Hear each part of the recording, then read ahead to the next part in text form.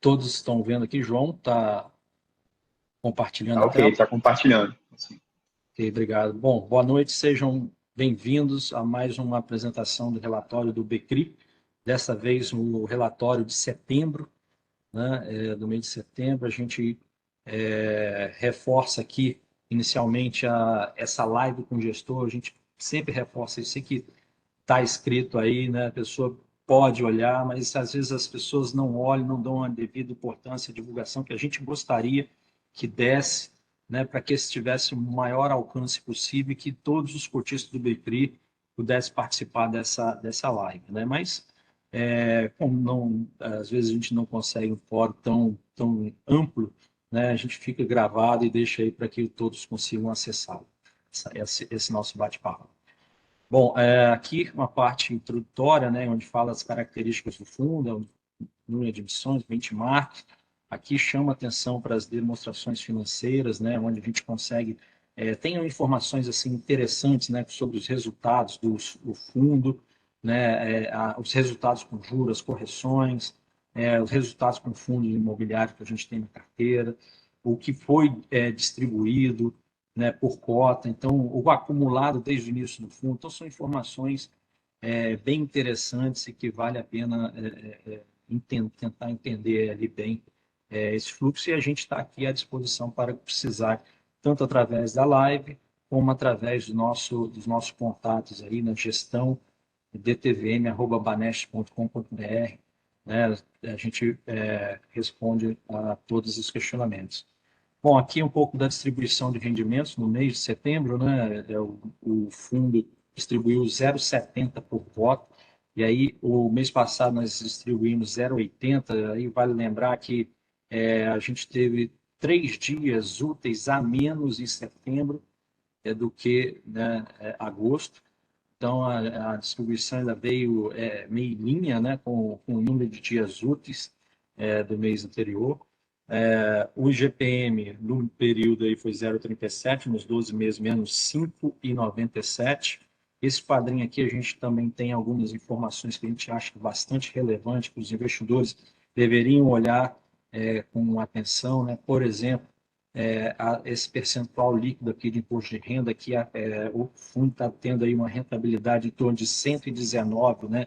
Líquido de imposto de renda, ou seja, se compara ali com o CDI, desconta o imposto de renda, que seria a alíquota mínima de 15%, então ele está entregando uma rentabilidade interessante aos preços atuais, um excedente aqui de IGPM em torno de 17,88, né? A gente vê também assim uma oportunidade, né? E a gente sempre, quando fala de oportunidade, a gente fala também do investidor, necessidade do investidor se conhecer, entender bem o ativo que ele tá alocando, conhecer bem a carteira. Esse é o intuito, né, dessa live, de explicar bastante. Mas, em relação ao valor da cota patrimonial e a cota de mercado, a gente vê aí uma dissonância muito grande, um deságio bastante grande, e que, no final das contas, a gente vê isso como uma oportunidade, claro, e aí chama atenção, né, conhecendo os riscos, etc., conhecendo o produto de uma forma assim interessante, mais a fundo, e a gente está aqui para esclarecer qualquer dúvida. Na distribuição de rendimentos, aqui um gráfico histórico, né, de como o rendimento vem se comportando ao longo do período. Aqui uma tela onde a gente coloca aqui como, né, é feita a distribuição, e aí eu chamo a atenção que nós distribuímos aqui a correção monetária acumulada nos 12 meses, né? E eu lembro que nesse mês de setembro a gente está ainda pegando um mês de deflação lá do ano passado, né? Então a tendência é que essa deflação ela saia nos próximos meses e que a gente consiga aí uma correção um pouco melhor, né? Então, assim, esses indicadores acabam impactando a distribuição de rendimentos quando a gente olha aqui a correção monetária mais juros, né?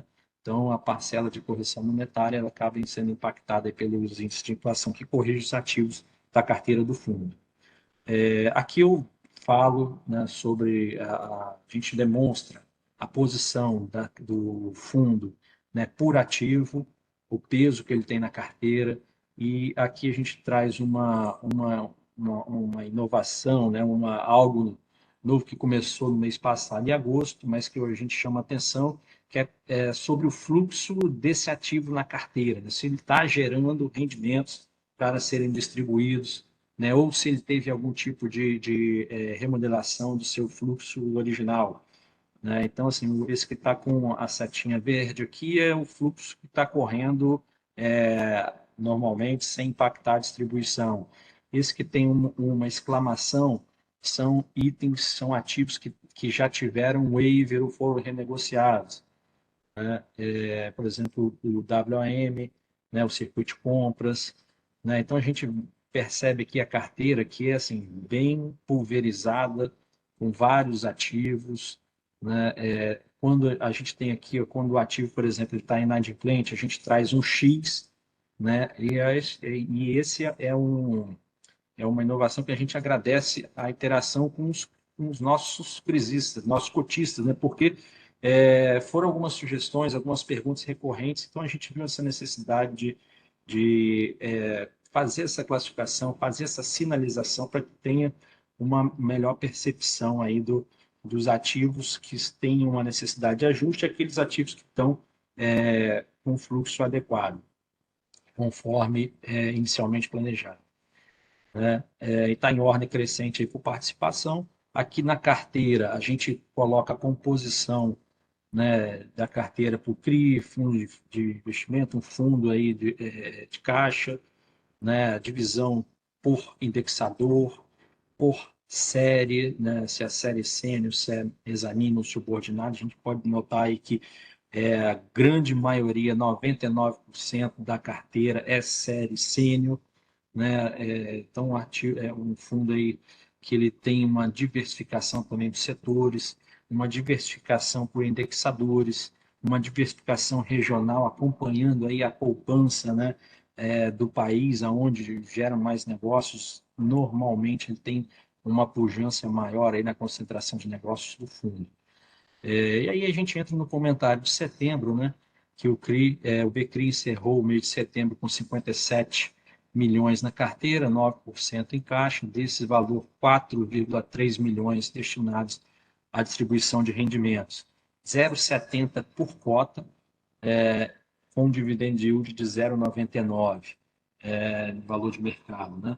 A gente chama atenção aqui mais uma vez de que isso está em linha com o dividendo do mês passado, né, mais ou menos em linha, que foi 0,80, mas em função dos dias úteis, a menor em setembro, né, agosto tem 23 e setembro 20 dias úteis, isso faz diferença na distribuição da rentabilidade do rendimento, inclusive os indicadores que corrigem também como eu mostrei mais acima, a correção monetária, né? Então, dependendo do se o índice está maior, ele corrige um pouco mais, então tende a favorecer.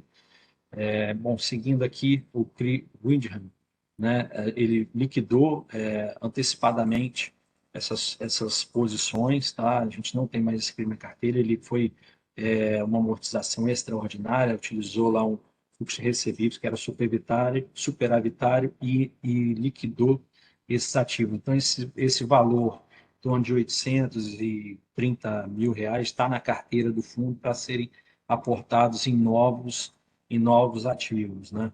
E a gente está aqui observando novos ativos para colocar na carteira do Becri.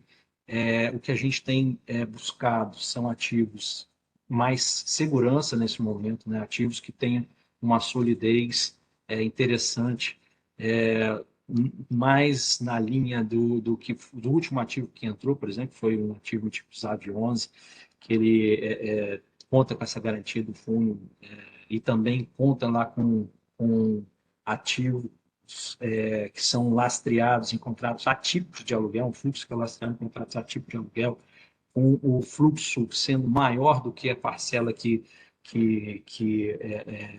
precisa ser para fazer frente aos pagamentos dos compromissos do CRI. Então, são ativos dessa natureza, ativos que tenham aí uma garantia robusta e que façam sentido ter para o BCRI, né? Então, a gente está com essa cabeça de ser, nesse momento, um pouco mais conservador, botando ativos que tenham boas taxas, mas que também não pequem pela solidez e pela garantia robusta. Tá? Bom, aqui comentando sobre o CRI GVI, no dia 10 desse mês nós tivemos uma assembleia qual foi aprovado o acordo com a Gramado Parques, tá, para sustar a decretação de vencimento antecipado, a concessão do waiver das parcelas inadimplidas. Né? Com isso, a proposta, aprovado o fluxo da operação, foi redesenhado de modo que foi concedida carência total da amortização para as parcelas vencendo até novembro, carência de 100% de juros em outubro e de 50% em novembro, com o fluxo de pagamentos mensais com amortização e juros voltando a partir de dezembro deste ano. Bom, para mim uma ótima notícia, né? Porque é, a empresa, ela, apesar das dificuldades que ela está passando, nós conseguimos chegar num acordo, né? Os crisistas aprovaram isso em assembleia, né?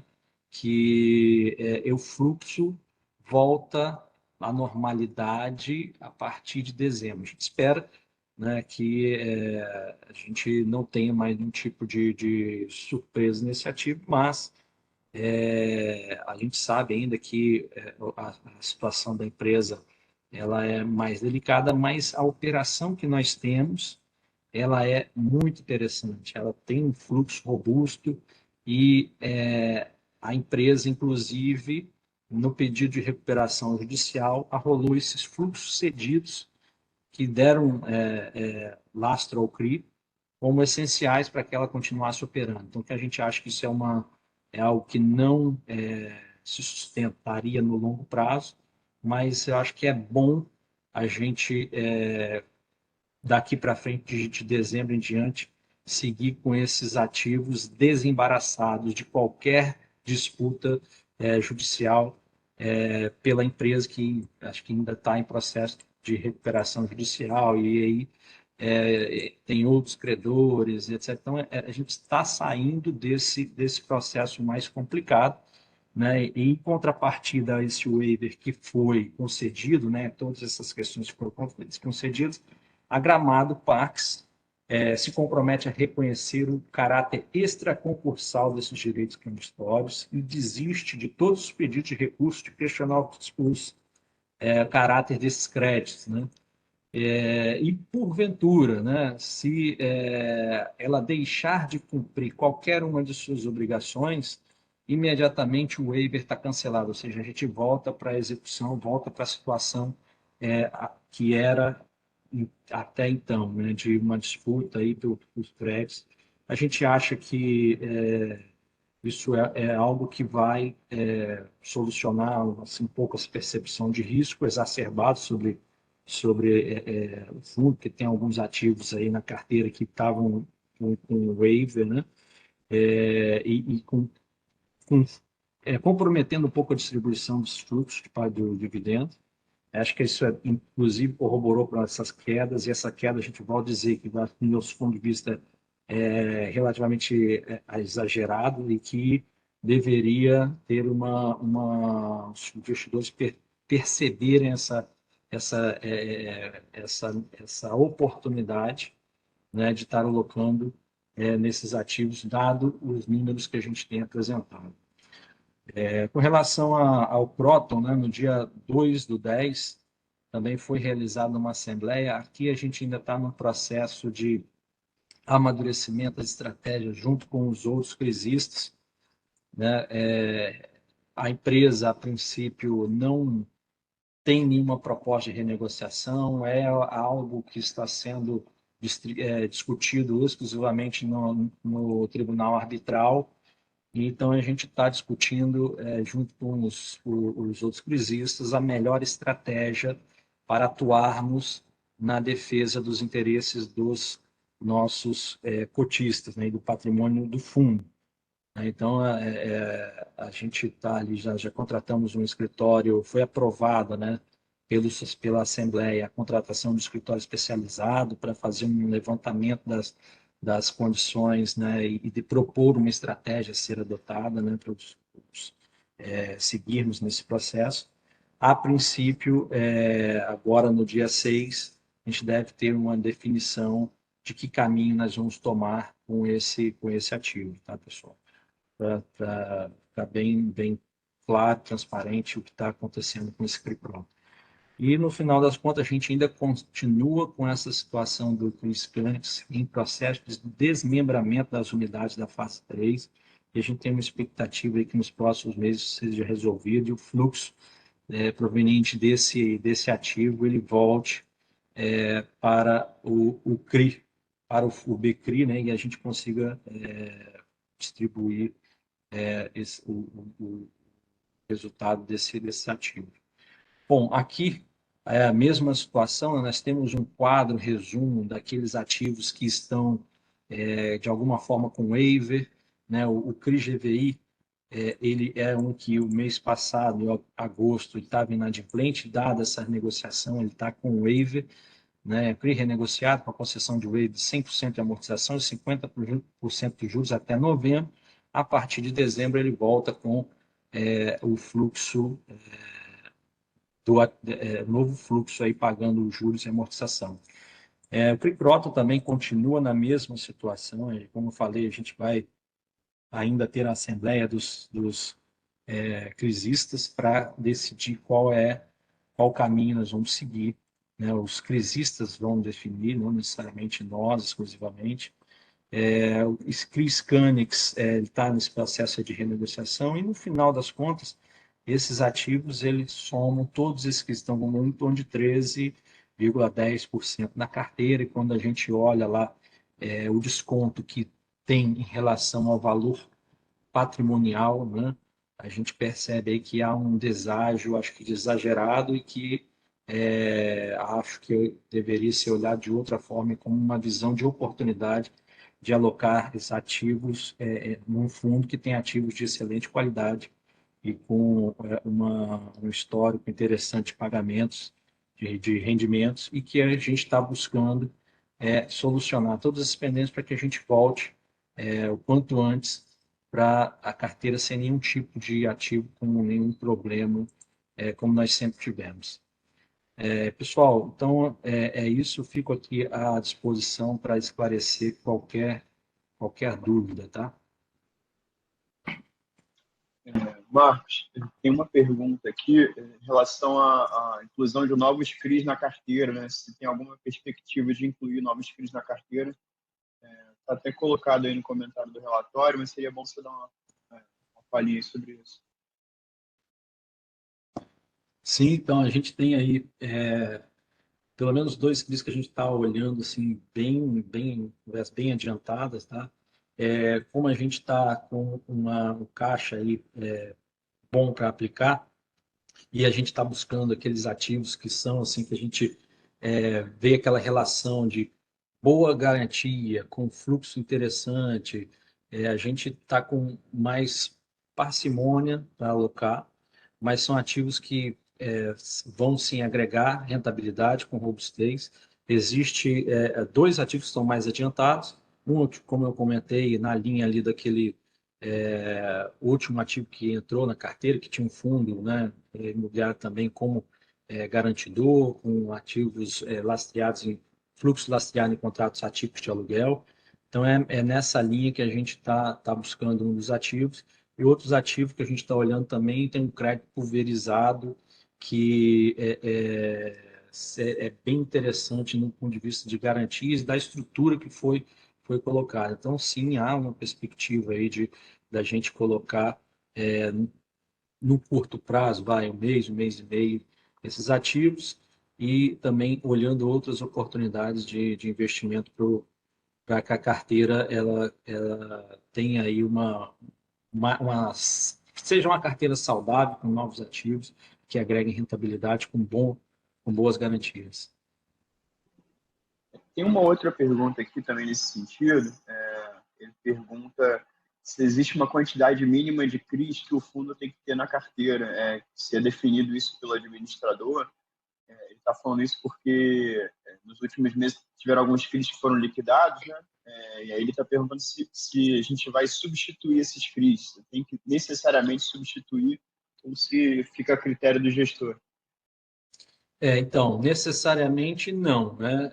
Mas para otimizar a carteira, o ideal é que a gente esteja sempre ali com o máximo de alocação possível no propósito do fundo, para que a gente entregue a melhor rentabilidade possível, né? Então, esses ativos que foram liquidados, o recurso dele entra para o caixa do fundo e ele entra aí como disponibilidade para ser alocado nesses novos ativos que a gente está estudando e para compor a carteira do fundo. Então, não existe necessariamente um número mínimo. A legislação fala aí também, acho que 10% no máximo, né, por ativo, constituição por ativo, mas a gente não tem essa obrigação de, bom, por liquidado esses dois ativos, eu teria que colocar necessariamente outros dois no lugar. Não, aí eu posso botar um, posso. Vai depender da estratégia que a gente está adotando. Claro que, como a gente também tem uma visão aí de diversificação, né, de pulverização, a gente não quer concentrar, né? A gente busca uma boa diversificação, inclusive como for de valores pequenos, muito provavelmente eles devem entrar nessa leva aí e ser consumido nessas novas compras que a gente está comentando. Tem uma pergunta aqui sobre o circuito das compras, né? Assim, perguntando se tem alguma atualização sobre o CRI, se tem algum indicador, alguma novidade para falar sobre os indicadores, qual a expectativa em relação a esse CRI agora. Não, o circuito de compras a gente tem monitorado o fluxo, né, que a securitizadora passa para a gente. A gente vê ali que, a princípio, dado o fluxo que foi proposto, ele está em condições de honrar com seus compromissos, né? E a gente acredita que esse momento, né, onde a gente teve, ou pelo menos no início do ano desse ano, um estresse no mercado de crédito, a gente estava num momento aí de aumento seguido de taxa de juros, né? A inadimplência acabou impactando alguns setores, né? E principalmente, às vezes, algumas varejistas, né? Mas a gente percebe ali que o waiver que foi concedido para que o empreendimento ganhasse o fôlego necessário, pagando 50% do juros, ele está ali dentro de um fluxo razoável para a operação, e a gente espera que, já iniciado esse processo de corte da taxa de juros, claro, tem outros N fatores que vão influenciar aí nesse processo, mas que a gente tem um ambiente mais favorável, né, e a gente consiga aí ter esse CRI performando de uma forma adequada, sem necessidade de qualquer tipo de waiver, né? E eu também aqui, eu não sei se essa questão que eu estou vendo, o João, mas fala também sobre o XBXO, né? A gente, bom, a gente Isso. não. Oi? É isso aí, essa pergunta mesmo. A gente não tem assim contato com os gestores de XBXO, não. Tá? A nossa posição aqui é simplesmente como credora do circuito de compras que tem na nossa carteira. E, infelizmente, a gente não tem mais informações para agregar para vocês, não, do XBXO.